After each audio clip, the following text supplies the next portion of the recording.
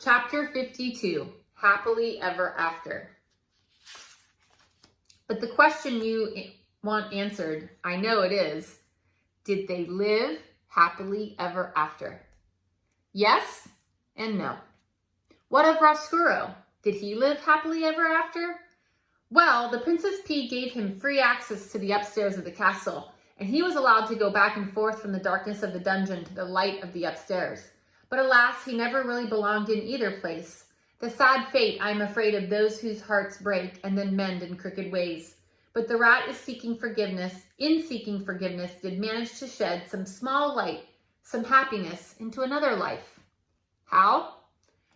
Roscuro, reader, told the princess about the prisoner who had once owned a red tablecloth, and the princess saw to it that prisoner was released. And Roscuro led the man up out of the dungeon and to his daughter, Miggery Sow.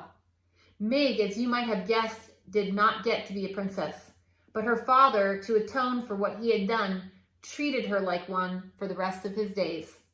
And what of Despereaux? Did he live happily ever after?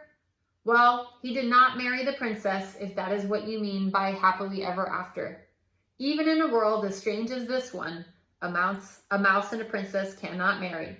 But reader, they can be friends.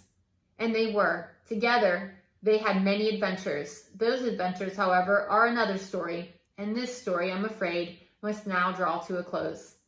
But before you leave, reader, imagine this.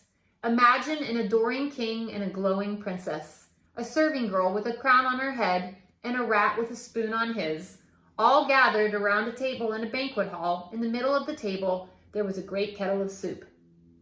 Sitting in the place of honor right next to the princess is a very small mouse with big ears.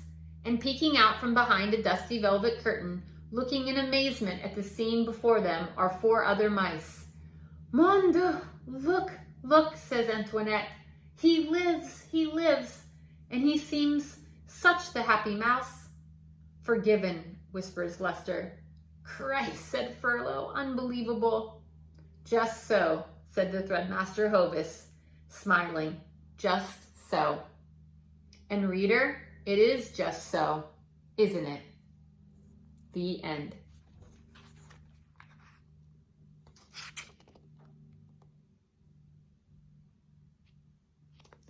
I hope you enjoyed the Tale of Despereaux. If you haven't yet seen the movie, the Tale of Despereaux was turned into a movie after this book was written. I watched the movie, and I can say that the movie truly did not capture the spirit of this book, in my opinion. I would love for you to watch the movie and compare it. Do you like the book or the movie better? Did the movie accurately capture the spirit of each character and the tone of this book? It's a great thing to do in your summertime. Watch the movie, The Tale of Despereaux, and then comment below on what you think. Have a great summer.